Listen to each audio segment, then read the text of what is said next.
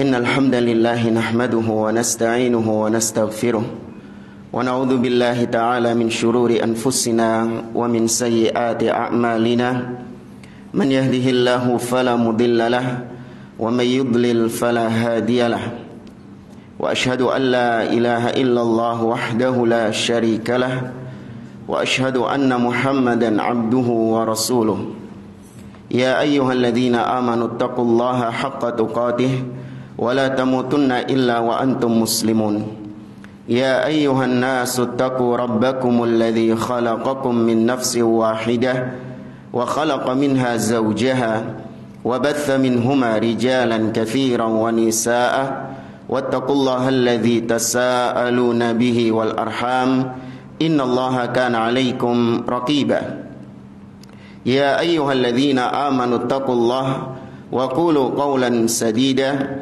يصلح لكم أعمالكم ويغفر لكم ذنوبكم ومن يطع الله ورسوله فقد فاز فوزا عظيما أما بعد فإن أصدق الحديث كتاب الله وخير الهدي هدي محمد صلى الله عليه وسلم وشر الأمور محدثاتها وكل محدثة بدعة وكل بدعة ضلالة وكل ضلالة في النار. Ma'asyiral muslimin, ikhwani fillah, rahimani wa rahimakumullah. Kita meneruskan kembali pembahasan kitab Makanatus Sunnatin Nabawiyah oleh Fadilatul Syekh Ad-Doktor Umar Ibn Muslih Al-Husaini hafizahullahu ta'ala. Kita sampai pada halaman 52 tentang makna ta'dhimis sunnah. Apa artinya mengagungkan sunnah itu? Beliau pada pertemuan yang lalu telah kita sampaikan bahwa mengagungkan sunnah itu adalah al-inqiyadu laha wal istislamu wal qabulu wal id'anu wa yakunu dzalika bi thalathati asya'. Makna dari mengagungkan sunnah adalah patuh terhadap sunnah tersebut, kemudian diiringi dengan al-istislam, yakni berserah diri atau menerima sunnah tersebut dengan kerelaan hatinya. Ya, kemudian al-idhan, tunduk patuh terhadap sunnah tersebut. Dan ini bisa dikerjakan dengan 3 cara. Ya, mengagungkan sunnah ini dikerjakan dengan 3 cara. Yang pertama, kata beliau, alla yu'arida syai'an mimma jaa bihin Nabi sallallahu alaihi wasallam bi syai'in minal mu'aradatil arba' as-sariyati fil alam al-musamma bil ma'qul wal qiyas wal dzauq was siyasah. Yang pertama, ketika kita mengagungkan sunnah, maka kewajibannya adalah kita tidak mempertentangkan sunnah dengan tidak mempertentangkan apa-apa yang datang dari Nabi, yakni sunnah.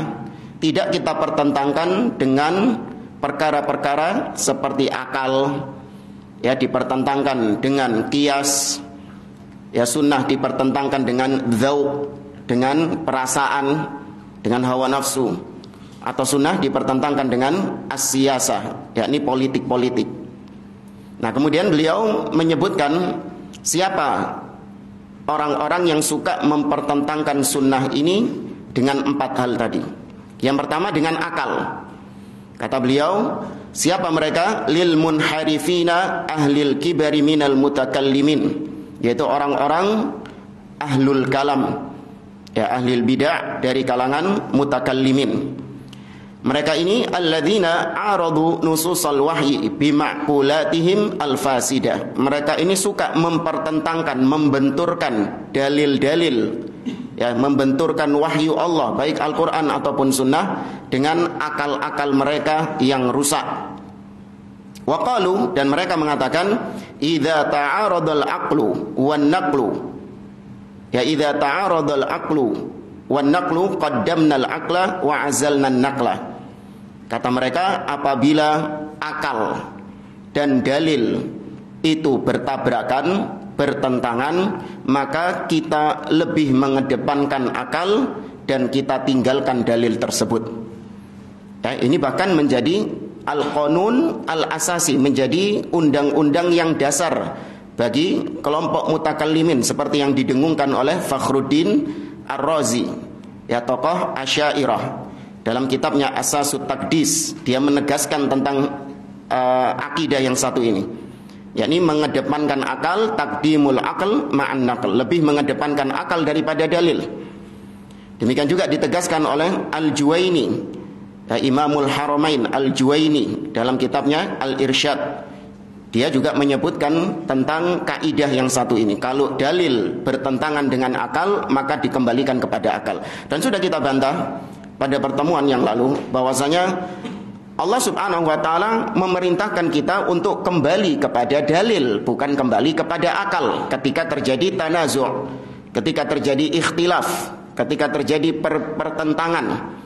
Ya, Allah Azza wa Jalla berfirman, "Ya ayyuhalladzina amanu athi'ullaha wa athi'ur rasul wa ulil amri minkum fa in tanaza'tum fi syai'in farudduhu ilallahi war rasul." Apabila kalian ikhtilaf, ya, terjadi ikhtilaf pada kalian, maka kembalikan perbedaan itu, ikhtilaf itu kepada Allah dan Rasulnya.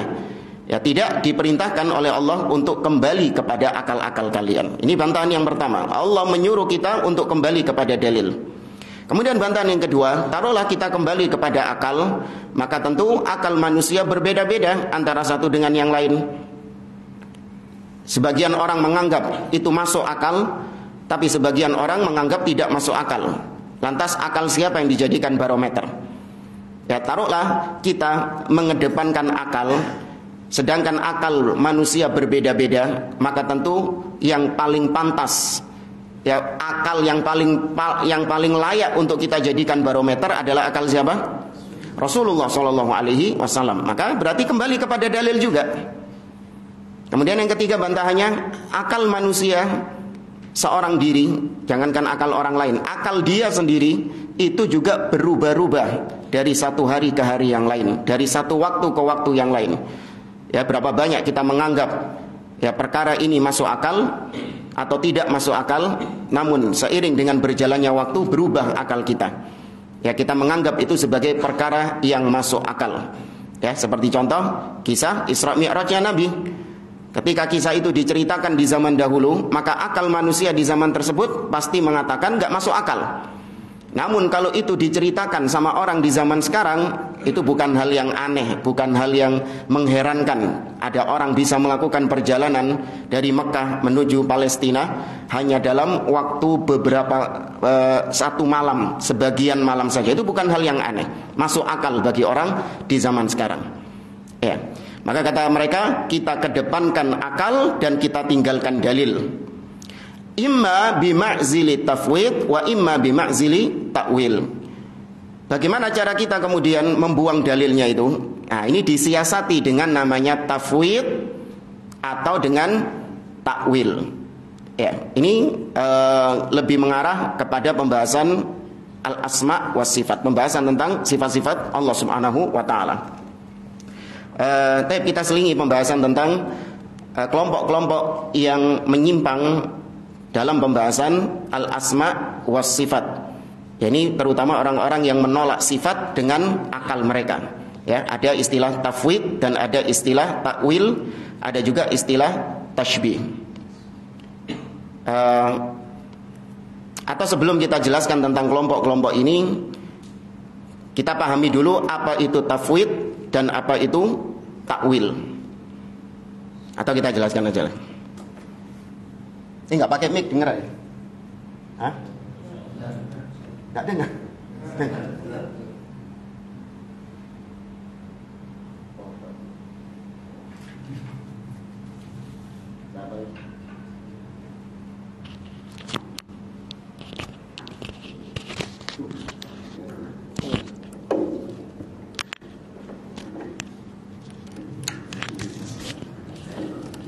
Ada lagi.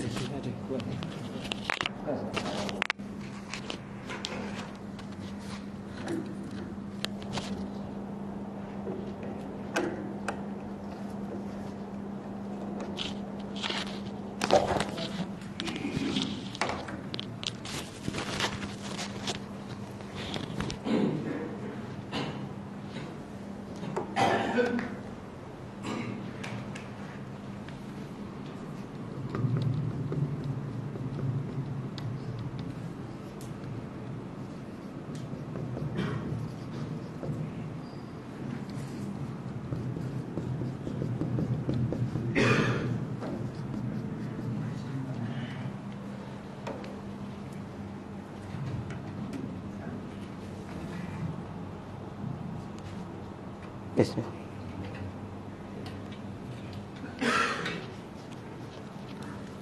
Gak kelihatan jemaah. Sifat itu ada makna dan ada kaifiyah. Ya, sifat apapun itu pasti terdiri dari dua hal ini. Ada makna dan ada kaifiyah. Kaifiyah itu artinya bagaimananya. Ya, seperti pernah kita contohkan parfum. Ya, parfum itu punya sifat. Sifatnya parfum itu harum, wangi. Maka wangi ini secara makna, ya, wangi ini secara makna, misalnya wangi secara makna adalah lawan dari busuk. Oh.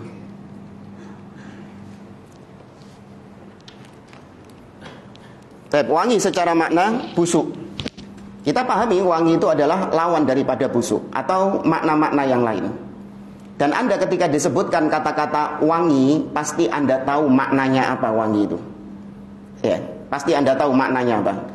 Namun kaifiyahnya, bagaimananya wangi tersebut, nah itu kita belum tentu tahu. Ya kan, kalau saya kasih kepada Anda satu botol parfum yang masih segelan, kemudian saya katakan kepada Anda bahwa ini sifatnya harum, wangi. Anda tahu wangi itu apa maknanya. Tapi bagaimananya wangi ini, antum tahu nggak? Saya segelan loh ini. Nggak tahu. Nah, tahunya bagaimana kita? Salah satu dari 3 cara. Kita bisa tahu kaifiyah, bagaimananya suatu sifat tersebut, itu dengan cara salah satu dari 3. Ya, kaifiyah diketahui dengan melihat langsung, atau kalau parfum ini ngincipi langsung, ya baunya diincipno langsung. Nah, baru kita tahu kaifiyah wanginya itu tadi bagaimana. Ya, ini cara yang pertama. Cara yang kedua adalah dengan melihat yang semisal. Dengan melihat yang semisal, atau kalau parfum tadi dengan ngincipi bau yang semisal dengan wangi parfum yang saya maksud itu. Misalnya parfumnya itu aromanya bau melati. Ya, bau melati. Maka karena saya malas buka segel, ya sampean juga mesti tuku, kan gitu. Jadi saya petik melati, kemudian saya incipkan kepada Anda. Ini loh, baunya seperti ini.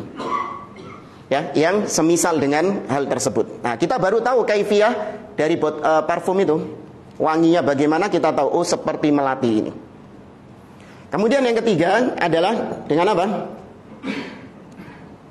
Dengan kabar terpercaya. Kabar yang terpercaya. Kita nggak mengincipi langsung wanginya. Terus juga kita nggak punya yang bisa diserupakan dengan wangi tersebut. Tapi ada orang yang mengabarkan kita tentang deskripsi bagaimananya wangi tersebut. Dikabarkan sama dia, ini pakarnya parfum ini, menjelaskan kepada Anda bahwa parfum ini kaifiyahnya begini. Wanginya itu begini. Dijelaskan sampai Anda tahu tentang kaifiyahnya. Meskipun Anda tidak ngincipi dan Anda tidak tidak menemukan yang semisal dengannya. Ini kalau benda. Nah, Allah sifatnya juga bisa demikian. Kita nggak akan tahu bagaimana sifat-sifat Allah kecuali dengan 3 ini. Ya, kecuali dengan 3 ini. Yang pertama, ngelihat langsung. Nggak mungkin. Itu. Nggak mungkin ngelihat langsung. Kemudian yang kedua, yang semisal dengan Allah Subhanahu wa Ta'ala juga nggak ada. Yang ketiga, ada nggak kabar dari Allah dan dari Rasul tentang bagaimananya sifat-sifat tersebut? Tidak ada juga. Maka berarti kaifiyahnya tidak diketahui. Berarti kaifiyahnya tidak diketahui. Tapi maknanya dari sifat tersebut diketahui. Contoh misalnya, Allah memiliki tangan. Allah mengatakan bal yadahu mabsutatan, bahkan kedua tangan Allah itu terbentang. Maka maknanya kita tahu tangan itu.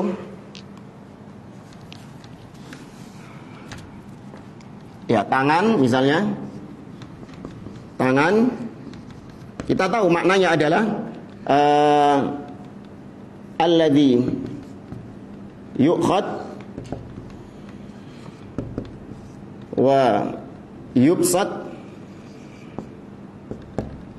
wa yu'ta, atau yang semisal dengannya, yaitu sesuatu yang digunakan untuk mengambil, untuk memberi, ya, dan yang semisal dengannya. Kita tahu maknanya tangan itu.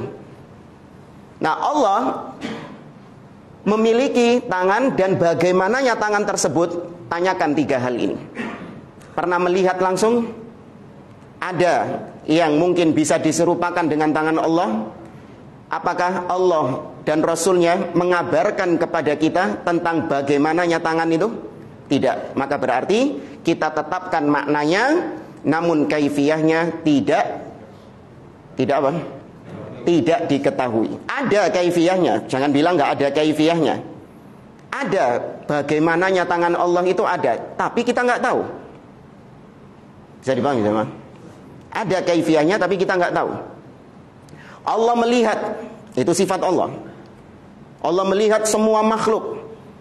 Tidak ada sesuatu apapun yang tersembunyi dari Allah Subhanahu wa taala. Semua dilihat sama Allah. Semua diketahui sama Allah Azza wa Jalla. Allah berfirman dalam surah Al-An'am, "Wa 'indahu mafatihul ghaib la ya'lamuha illahu wa ya'lamu ma fil barri wal bahr wa ma tasqutu min waraqatin illa ya'lamuha wa la habbatin fi dhulumatil ardi wa la radbin wa la yabisin illa fi kitabin mubin." Kata Allah, dialah yang memiliki perbendaharaan ilmu gaib. Tidak ada yang tahu kecuali Allah, dan tidaklah ada daun yang jatuh, tidaklah Allah mengetahui yang di daratan dan di lautan. Allah mengetahui tidak ada daun yang jatuh kecuali diketahui sama Allah, dan seterusnya. Allah tahu. Maka kita tetapkan maknanya, ilmu adalah mengetahui sesuatu. Itu maknanya. Tapi bagaimananya Allah kok bisa mengetahui sesuatu itu, kita nggak tahu bagaimananya. Ya, jangan disamakan dengan manusia. Oh, ada CCTV-nya, Ustaz. Ya. Allah itu punya CCTV di mana-mana. Jadi Allah tahu. Enggak. Itu sudah lancang. Ya, sudah lancang dalam hal menetapkan kaifiyah yang Allah tidak kabarkan tentang hal itu. Nah, makna, dari mana kita menetapkan makna? Makna ini ditetapkan dari makna secara bahasa. Kembali kepada makna secara bahasa. Tentu bahasa Arab yang dimaksud, karena Al-Quran turun dengan bahasa Arab.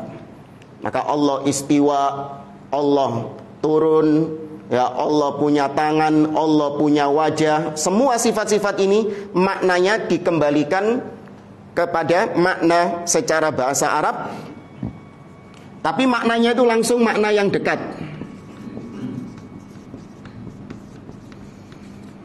Makna yang dekat, yakni makna yang langsung bisa dipahami oleh seseorang ketika dia membaca sifat-sifat tersebut. Allah punya tangan, ya, maka tangan secara bahasa Arab seperti tadi yang kita sebutkan, langsung dipahami sebagai maknanya itu. Jangan ngambil makna yang jauh. Ya, jangan mengambil makna yang jauh. Dan problemnya ahli bid'ah adalah dia itu suka ngambil makna yang jauh dan meninggalkan makna yang dekat. Apa makna yang jauh dari tangan? Kekuasaan. Iya, itu maknanya tangan, tapi kadoan. Paham ya? Kejauhan. Ada makna yang dekat. Ya, itu yang ditetapkan oleh ahlu sunnah. Ustaz, terus nggak boleh tak pakai makna yang jauh? Boleh pakai makna yang jauh, apabila memang ada dalil yang menjauhkan kita atau yang membuat kita mengambil makna yang jauh. Tapi kalau nggak ada dalil, maka kita tetapkan makna yang dekat ini. Jangan ngambil makna yang jauhnya. Ya, contoh, ini yang disebut dengan bukan kias, kinayah. Ya, disebut kinayah atau majas. Nah, pernah dengar majas? Ya, ngambil makna yang jauh itu Allah bilang tangan, bukan tangan yang sebenarnya. Tapi maksud daripada tangan itu cuman kiasan, majas. Maksudnya adalah kekuasaan Allah, maksudnya adalah kekuatan Allah Subhanahu wa taala. Ya. Boleh nggak pakai majas ya?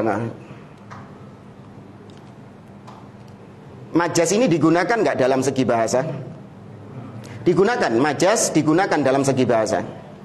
Tapi namanya majas itu baru bisa dipakai kalau memenuhi 4 syarat. Ya, majas bisa dipakai apabila memenuhi 4 syarat. Syarat yang pertama adalah al-wad'ul awal. Syarat yang kedua al-wad'u tsani. Syarat yang ketiga adalah al-qarinah. Dan syarat yang keempat adalah adamu al-mani'. Maksudnya al-wad'u tsani adalah yang akan kita majaskan apa? Misalnya tadi tangan. Al-wad'u tsani itu tangan kita mau majaskan sama apa tadi? Kekuatan. Baik. Qarinah, apakah ada korelasi antara tangan dan kekuatan? Ada kan? Ya, maka ada korelasi. Baik, adamul mani'. Kalau kita memahami tangan Allah sebagai tangan yang hakiki, problem nggak? Masalah nggak? Nggak masalah kan? Berarti nggak pakai majas. Karena kalau kita memahami tangan sebagai tangan, nggak masalah. Bagi ahli bidah itu masalah.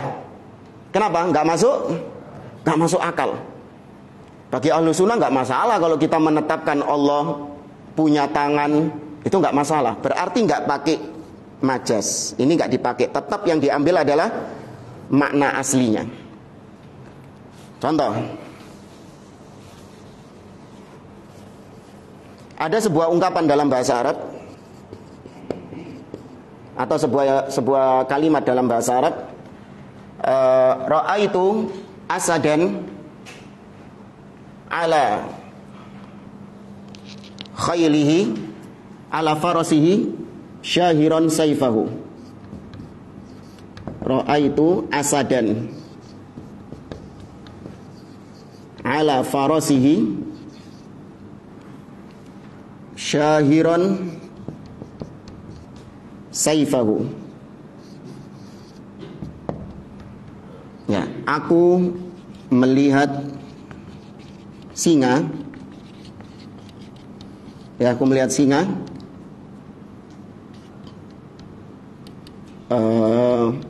menunggangi kuda sembari menghunuskan pedang.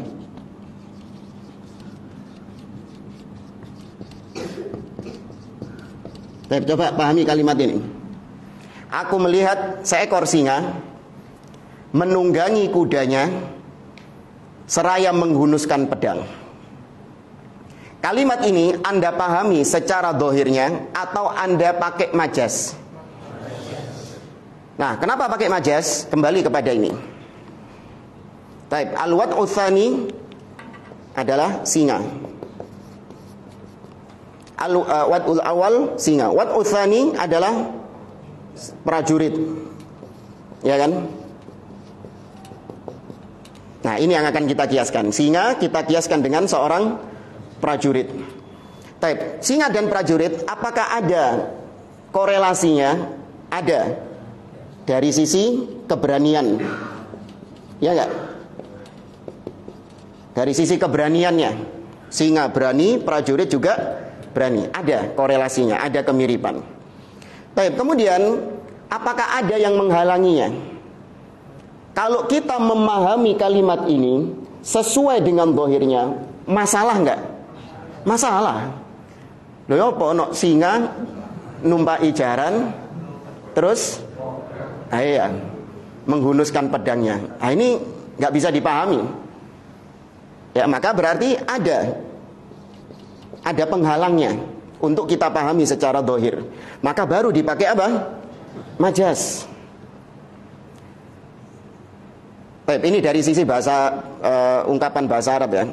Kalau misalnya dari sisi syar'i seperti hadis Nabi SAW, usikum bitaqwallah wa sam'i wa ta'ah wa in tamara alaikum abdun habashi fa innahu man ya'ish minkum fasayara ikhtilafan katsira fa alaikum bisunnati wa sunnatil khulafa'ir rasyidin al mahdiyyin addu 'alaiha, ini addu 'alaiha bin nawajid, addu 'alaiha bin nawajid, gigit sunnah itu dengan apa? Dengan geraham. Baik, kembali ke kaidah ini.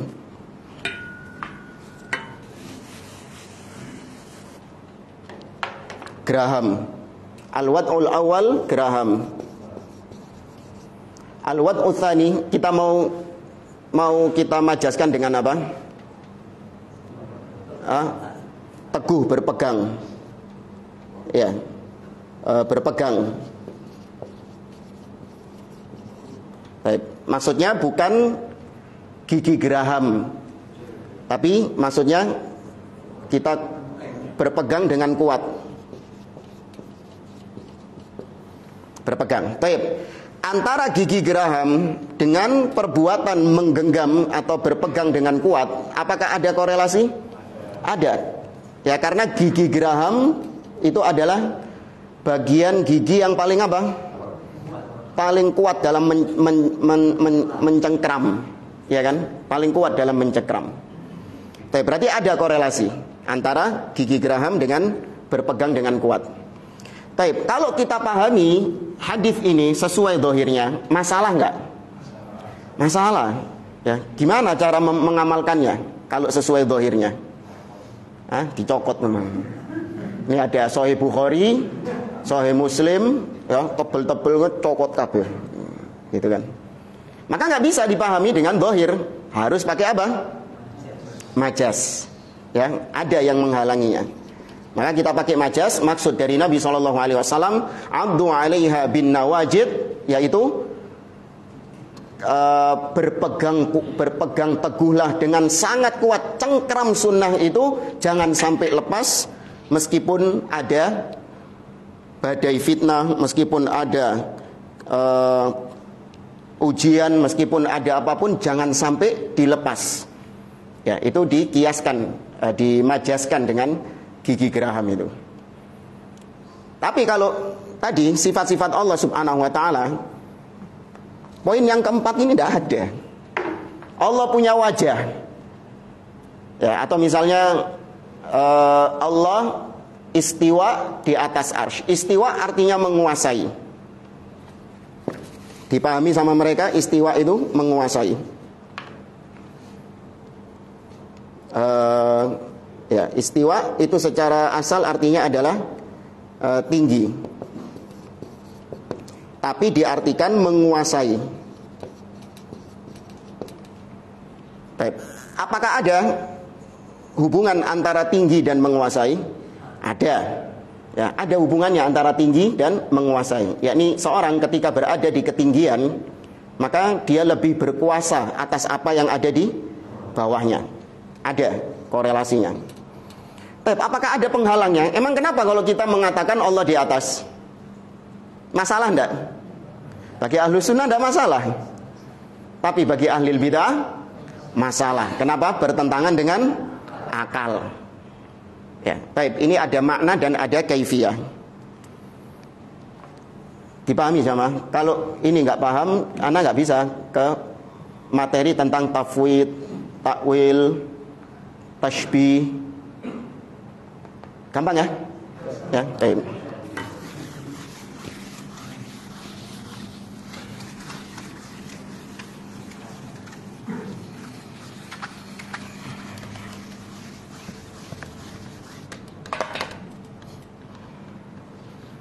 Kelompok-kelompok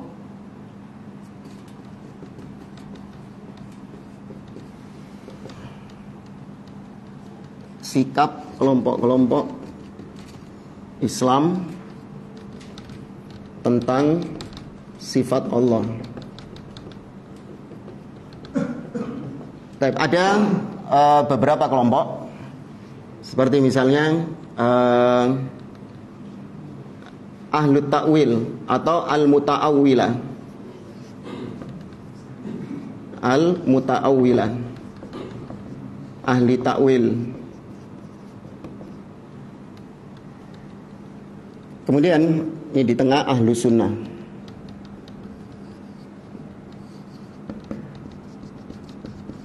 Selalu di tengah.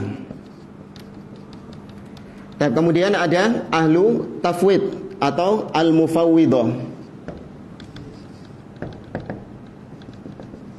ahli tafwid. Kemudian ada al-musyabbihah, ahli apa? Tashbih. Bukan tasbih ya. Tashbih. Apa tashbih? Menyerupakan. Baik. Ahli takwil seperti Asy'ariyah atau Maturidiyah yang mereka suka mentakwil sifat-sifat Allah. Mereka mengatakan bahwasanya makna sifat ditetapkan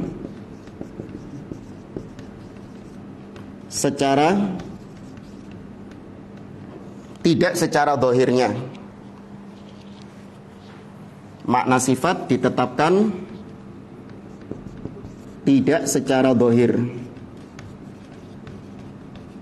Bahkan ada di antara mereka mengatakan bahwa zahir ayat-ayat sifat itu kufur.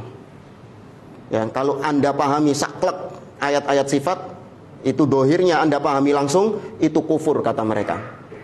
Ya, karena harus ditakwil, harus dipalingkan ke makna yang lain. Nah, masalahnya takwil ini, kalimat takwil itu sebenarnya bukan kalimat yang tercela. Ya, kalimat takwil itu terkadang datang dalam perbuatan yang terpuji. Takwil itu datang dalam perbuatan yang terpuji, tapi kadang juga tercela.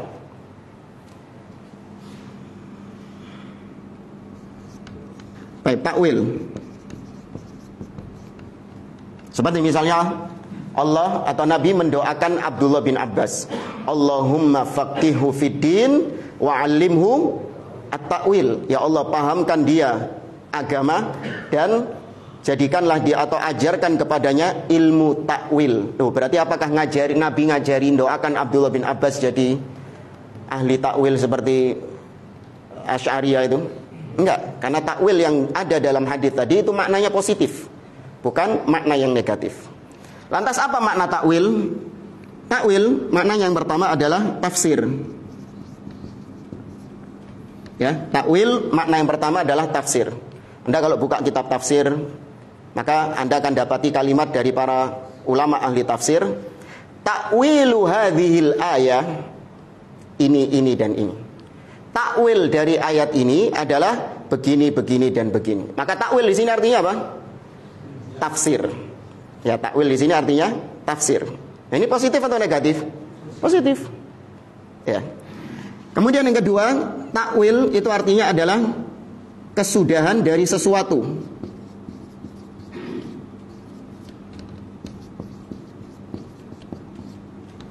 Kesudahan dari sesuatu. Contoh, Allah mengatakan hal yanzuruna illa ta'wilah.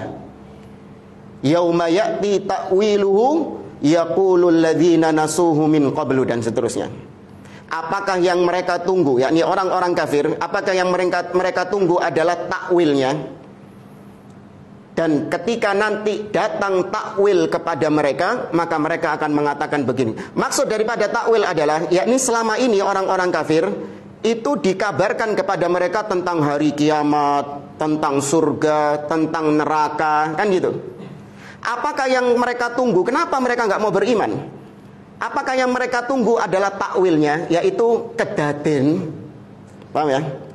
Kejadiannya, Ini sudah dikabarkan, terus nanti ada kejadiannya. Nah, apakah kejadiannya ini yang mereka tunggu-tunggu sehingga mereka mau beriman dengan hari akhir? Paham takwil di sini artinya? Yaitu ketika terjadinya. Nah, ketika terjadinya itu namanya takwilnya. Contoh juga misalnya, Nabi Yusuf mengabarkan kepada bapaknya tentang mimpi. Ya, kepada Nabi Yakub, inni ra'aitu ahada asyara kaukaba wasyamsa wal qamara ra'aituhum li sajidin. Aku melihat matahari, bulan dan 11 bintang sujud kepadaku. Ya. Nah, setelah berapa tahun setelah itu, tatkala Yakub dan keluarganya datang ke Mesir, kan gitu kan? Yusuf sudah jadi apa? Jadi gubernur di Mesir. Maka Yusuf mengatakan kepada ayahnya, ya abad hadza ta'wilu ru'yaya min qabl. Wahai ayahku, inilah takwil dari mimpiku yang dulu. Takwil artinya apa? Kejadiannya.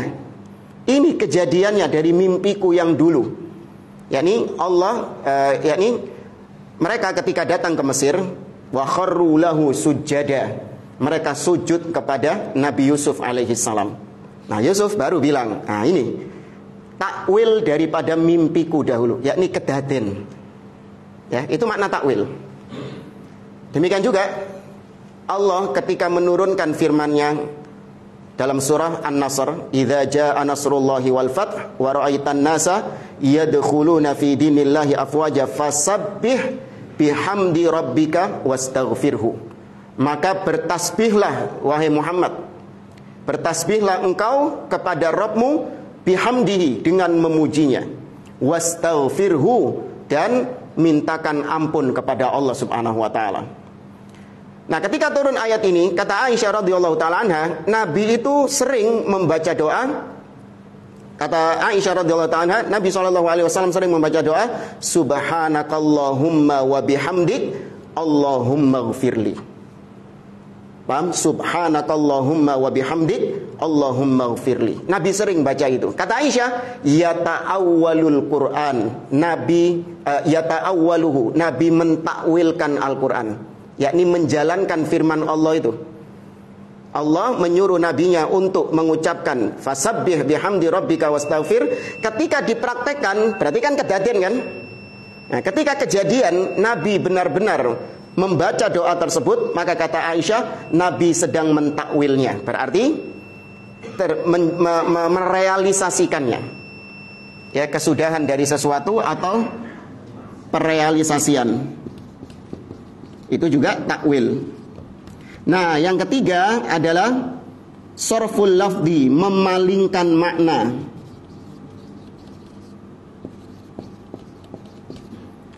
Dari yang zahir. Memalingkan makna dari yang zahir. Tangan dipalingkan menjadi kekuasaan, kekuatan. Istiwa ditakwilkan menjadi istaula. Ya, ini juga artinya takwil. Nah, takwil yang ini, yang ketiga ini, ada yang terpuji dan ada yang tidak terpuji. Kalau yang terpuji itu maknanya tafsir. Tapi kalau yang tidak terpuji itu namanya apa? Apa? Kalau yang tidak terpuji, takwil yang tidak terpuji, yang ngawur. Sifatnya orang-orang Yahudi, yuharrifunal kalima an mawadhi'ihi. Mereka tahrif. Takwil yang tidak terpuji itu lebih enak disebutnya tahrif. Tapi ahli bidah nggak mau pakai istilah ahlut tahrif, nggak mau, karena pasti maknanya negatif. Mereka pakai ahli takwil karena ini masih diterima sama orang. Kita nggak tahrif, kita ini apa? Takwil. Nah, takwilmu keliru, berarti tahrif. Kalau takwilmu benar itu tafsir. Ya, kalau takwilmu benar itu tafsir. Nah, ahli takwil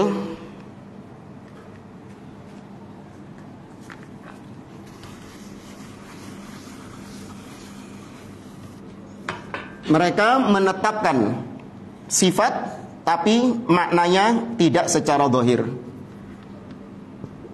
Menolak kaifiyah. Ya, mereka menolak kaifiyah.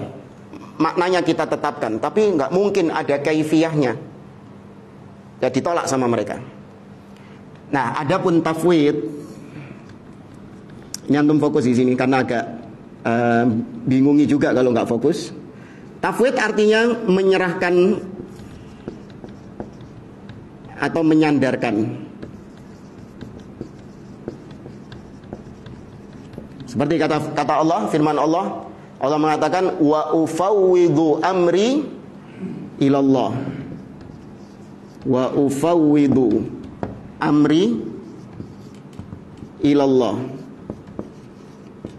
Dan aku mentafwid, maksudnya mentafwid di sini menyerahkan, ya, menyerahkan urusanku kepada Allah Subhanahu wa taala. Ya, tafwid ini sama seperti takwil, tidak selalu negatif. Ada sisi positifnya. Ya, ada sisi positifnya. Nah, ahlu tafwid, mufawwidah, mereka menetapkan makna dan kaifiyah, tapi diserahkan kepada Allah.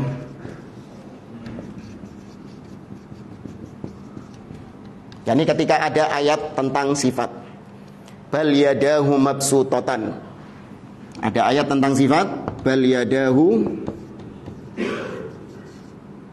mabsutatan,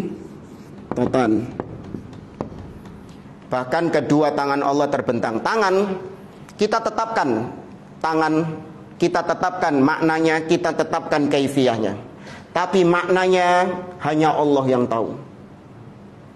Kaifiyahnya hanya Allah yang tahu. Paham maksudnya? Mereka nggak mau menetapkan. Tangan itu artinya adalah tadi sesuatu yang digunakan untuk mengambil, untuk mencabut, ya, untuk memberi. Nggak mau menetapkan itu. Ya, mereka mengatakan maknanya diserahkan kepada Allah. Seakan-akan kata-kata yadahu ini adalah kalimat yang kosong dari makna, XXX. Kosong dari makna. Bal yadahu mabsutatan, bahkan XXXX itu terbentang. Apa XX ini? Nggak ada maknanya. Nggak ada yang tahu. Nabi tahu nggak? Ini parahnya mufawwidah. Mereka menuduh Nabi nggak tahu tentang makna sifat. Ya, makanya di antara kelompok ahlil bid'ah masalah sifat Allah ini, yang paling parahnya itu adalah ini, mufawwidah. Kata Syekhul Islam Ibnu Taimiyah, hum syarru ahlil bid'ah. Mereka adalah kelompok ahlil bid'ah yang paling buruk, paling jelek dalam pembahasan asma wa sifat. Ya, karena menganggap bahwasanya Nabi nggak tahu tentang makna sifat. Makanya mereka punya nama lain, kelompok al-adriyah. Kelompok yang selalu ketika ditanya tentang sifat mereka mengatakan la adri, nggak tahu apa maknanya ini, la adriyah. Itu berjalan di tengah para ulama. Atau juga disebut dengan ahlut tajhil. Ya, kelompok yang suka menganggap Nabi dan para sahabatnya itu jahil, nggak tahu tentang sifat-sifat atau makna sifat-sifat Allah. Mereka mengatakan, loh Ustaz, para salaf itu juga tafwid loh. Ya, para salaf itu juga tafwid, menyerahkan kepada Allah. Kenapa kok antum ingkari? Maka kita jawab, benar. Para salaf itu tafwid, tapi yang ditafwid apanya? Kaifiyah. Maknanya ditetapkan, tapi kaifiyahnya diserahkan kepada Allah. Ini Ahlus Sunnah menetapkan makna secara zahir sesuai dengan bahasa. Adapun kaifiyahnya ditetapkan. Jangan bilang tidak ditetapkan, ditetapkan, tapi diserahkan maknanya, diserahkan kaifiyahnya kepada siapa? Kepada Allah. Maka kaifiyahnya yang ditafwid sama Ahlus Sunnah itu. Lah kalau mufawwidhah yang ditafwid apanya? Karo-karo, dua-duanya maknanya diserahkan kepada Allah, kaifiyahnya juga diserahkan kepada Allah. Nah, ini keliru. Ya, makanya yang dipakai sama ahlu sunnah, kaidah yang dipakai sama ahlu sunnah, yang jadi barometernya itu dalam masalah ini adalah ucapan emas Imam Malik. Apa ucapan emas Imam Malik? Ketika ditanya tentang istiwa, al-istiwa'u ma'lumun wal kaifu majhulun was su'alu anhu wal imanu bihi wajib was su'alu anhu apa jemaah? Bid'ah. Ini jadi kaidah, jadi barometer. Terapkan ucapan Imam Malik ini dalam semua sifat, bukan istiwa tok. Ya, semua sifat terapkan kaidahnya Imam Malik ini. Al-istiwa maklum. Istiwa itu maknanya diketahui. Tuh. Istiwa maknanya diketahui. Wal kaifu, tapi kaifiyahnya majhul, enggak diketahui. Ada kaifiyahnya tapi majhul, tidak diketahui. Wal imanu bihi wajib, mengimaninya sebagaimana maknanya, diimani sebagai maknanya, itu hukumnya wajib. Ya, harus diimani sebagaimana maknanya. Istiwa ya berarti maknanya al-ulu, tinggi di atas. Ya. Diimani sebagaimana makna dalam bahasanya. Was-su'alu anhu bid'ah, bertanya tentang bagaimananya itu bid'ah. Ya, ini ucapan bukan cuma masalah istiwa saja, tapi semua sifat Allah pakai kaidahnya Imam Malik ini. Yang ditafwid cuman apanya? Kaifiyahnya. Ya. Nah, adapun tasybih, mereka menetapkan makna seperti ahlu sunnah, menetapkan makna secara dohir, sama seperti ahlu sunnah. Kita tetapkan, kita sama kayak kalian wahai ahlu sunnah. Kita juga menetapkan makna sifat sebagaimana dohirnya. Tangan kita tetapkan tangan juga, sama seperti kalian. Tapi masalahnya kaifiyahnya diserupakan dengan makhluk. Ya, kaifiyah kita juga menetapkannya kata mereka, sama seperti kalian. Cuman bedanya kalau kalian kaifiyahnya diserahkan kepada Allah, tapi kalau kita serupakan kaifiyahnya dengan makhluk. Ya, ini kelompok al-musyabbihah yang menyerupakan sifat Allah dengan sifat makhluk. Tapi ini sekilas ya tentang tafwid dan takwil. Yang dibawakan sama Syekh di sini adalah takwil dan tafwid. Ya. Karena ya kata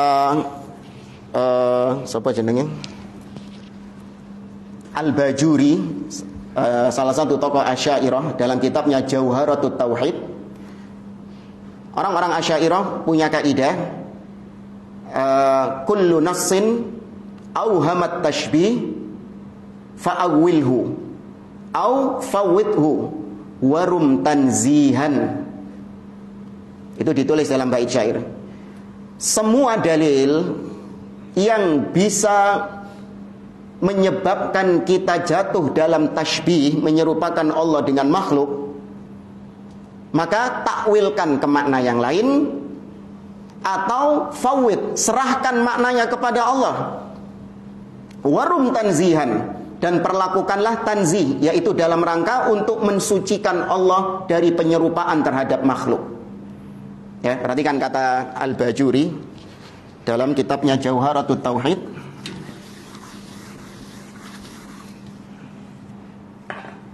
Kullu nassin auhama at-tashbih at-tashbihan fa'awilhu au fawwidhu warum tanzihan.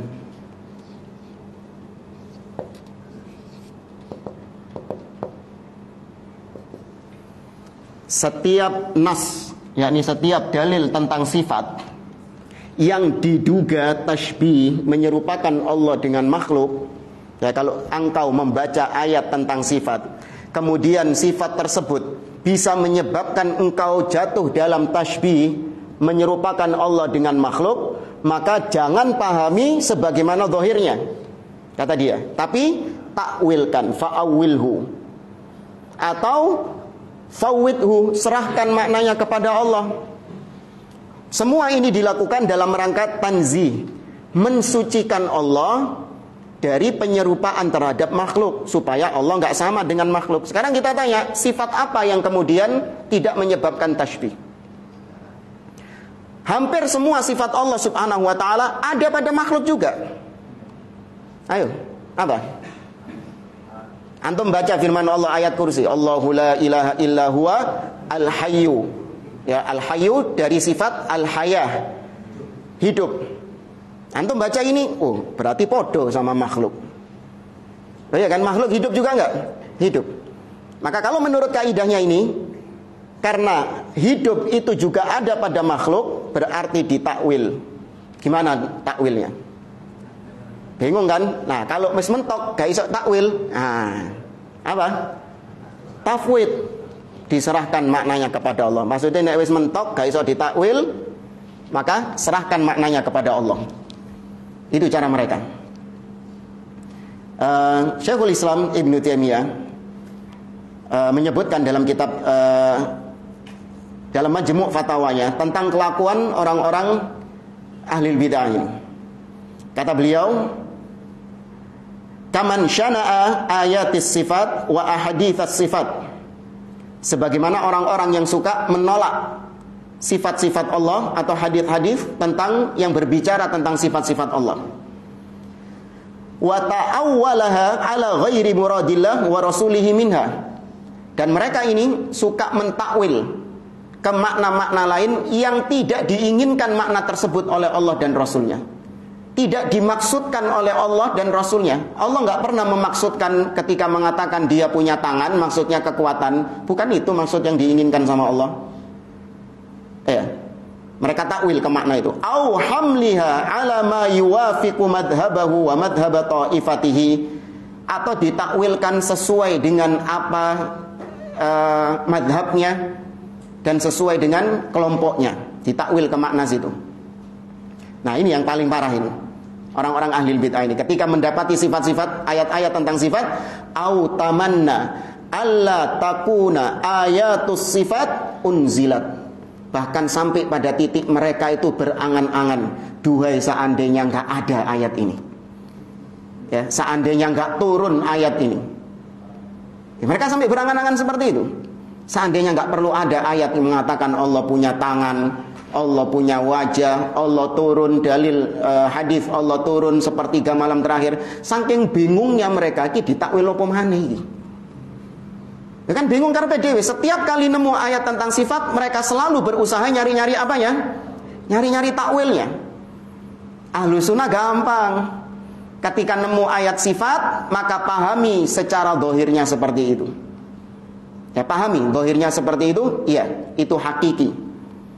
Maknanya kita tetapkan, kaifiyahnya juga kita tetapkan, tapi kita tidak tahu apa kaifiyah, bagaimana kaifiyahnya, dan kita serahkan kaifiyahnya kepada Allah Subhanahu wa taala. Ya, karena kaifiyah harus memenuhi tiga syarat, salah satu dari 3 syarat tadi. Apa saja tadi, masih ingat? Melihat langsung, melihat yang serupa, atau kabar yang terpercaya. Sedangkan 3-tiganya ini tidak kita dapati dalam sifat-sifat Allah Subhanahu wa taala. Ya. Wala ahaditsus sifat qalaha Rasulullah sallallahu alaihi wasallam. Mereka juga berangan-angan seandainya Nabi tidak mengucapkan hadis-hadis tentang sifat itu. Ya, seandainya Nabi tidak mengucapkan hadits-hadits tentang sifat Allah turun ke langit dunia pada sepertiga malam terakhir tuh, lapo sih Nabi ngomong ini gitu. Sekarang kan mereka ngomong gitu. Ngapain sih Nabi ngomong sifat ini? Hanya kita nih kerepotan ini.